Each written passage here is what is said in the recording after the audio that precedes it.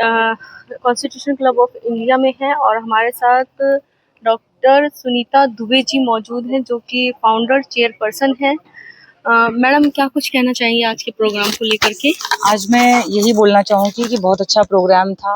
बहुत सारे लोग आए, हमारी पूरी मेडिकल फ्रेटर्निटी एकजुट होकर आई और बहुत सारे प्रोग्राम यहाँ पे आज लॉन्च हुआ।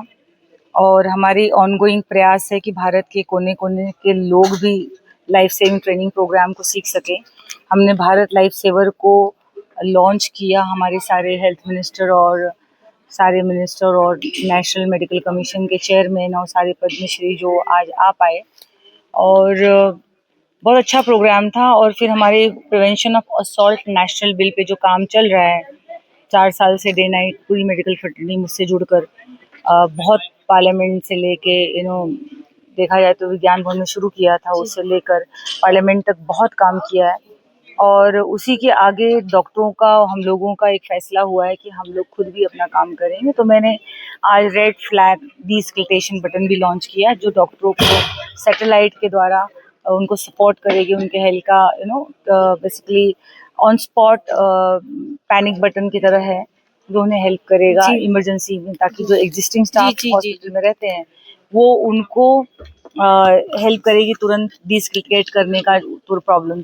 मैडम आजकल देखा गया है कि डॉक्टर्स के समक्ष बड़ी प्रॉब्लम्स आती हैं, उनके साथ हाथापाई भी कई बार हो जाती है, तो उस सेफ्टी को लेकर के आप लोग क्या कर रहे हैं मैडम? आज डिस्क्रिप्टेशन रेड फ्लैग हम लोगों ने लॉन्च किया। दूसरा हमने मेडिकल सैनिक करके लॉन्च किया, जो डॉक्टरों का बहुत काम का प्रेशर रहता है और उस प्रेशर को कम करने के लिए और उनकी सहायता करने के लिए एक मेडस्केप इंडिया का फौज जो मेडिकल सैनिक के नाम से जाना जाएगा वो आएगा। तो जैसे डॉक्यूमेंटेशन है, पेशेंट काउंसलिंग है, पेपर है, बहुत सारी चीज़ें, एक क्लिनिकल डॉक्टर की ज़रूरत नहीं है वो सब काम करने की। वो एक बड़ी ऑर्गेनाइजर, सारे ऑर्गेनाइजेशन के सपोर्ट से वो आने वाला है। हमारे ऑर्गेनाइजेशन ने आज लॉन्च किया है और उसके बहुत सारे प्रपोजल्स आए हैं, ट्रेनिंग के प्लान्स हैं, SOPs बन रहे हैं। तो I think it will take time but it will come. क्या कुछ मैसेज रहेगा तमाम जो अभी डॉक्टरेट की डिग्रियां ले रहे हैं उन युवाओं को? मैं ऐसा बोलना चाहूँगी कि डॉक्टर बनना मेरे लिए बहुत सौभाग्य की बात थी और उसके बनने के बाद ही मुझे पता चला कि ह्यूमैनिटी की सेवा कैसे की जा सकती है।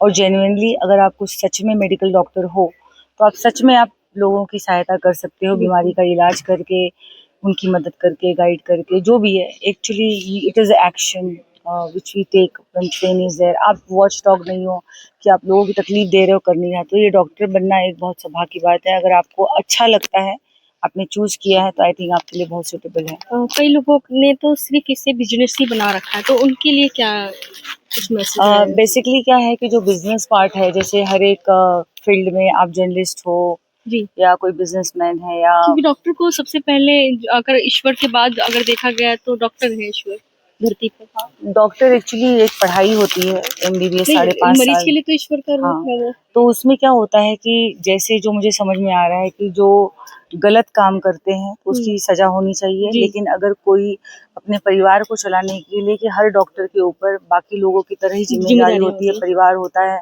बच्चे होते हैं, लाइफस्टाइल होती है, जो भी है। तो एक नॉर्मल अर्निंग कभी गलत नहीं होता है, लेकिन अगर गलत तरीके से कोई उसको गलत तरीके से किसी को हर्ट करके या लूट के कर रहा है तो वो गलत है।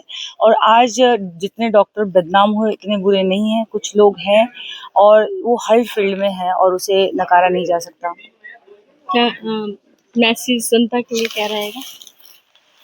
कि आज अगर आप डॉक्टर आपको तकलीफ देते हैं, आपको एक्सपेंसिव लगते हैं, तो मुझे ऐसा लगता है कि सबसे पहला काम है कि आप अपने फिटनेस और हेल्थ पे ध्यान दें, ताकि आपको किसी डॉक्टर या हॉस्पिटल की ज़रूरत नहीं पड़े। और वो पॉसिबल है आपके अपने खुद के मेहनत से और डिसिप्लिन से, मन के कन्विक्शन से, कि आप अपनी लाइफस्टाइल ऐसे बनाइए जिसके अंदर आपका फूड, लाइफस्टाइल, स्ट्रेस और आपकी वर्किंग पैटर्न, आपकी डिसिप्लिन और जो भी है मेडिटेशन, एक्सरसाइज।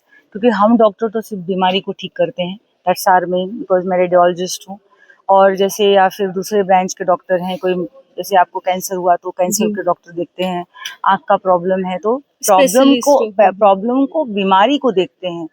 और ऑफ कोर्स हम प्रिवेंशन के लिए मैं अपनी कम्युनिटी को अवेयर करती हूँ कि आप थोड़ा टाइम निकाल के अवेयरनेस करो, जन जागृत करो, वो तो सामाजिक काम है। लेकिन हमारे पास तो बीमार आते हैं। आज ही सुबह में जिस दिन मैं निकल रही थी तो 3 पेशेंट आए, जिसमें 2 को ब्रेस्ट कैंसर था।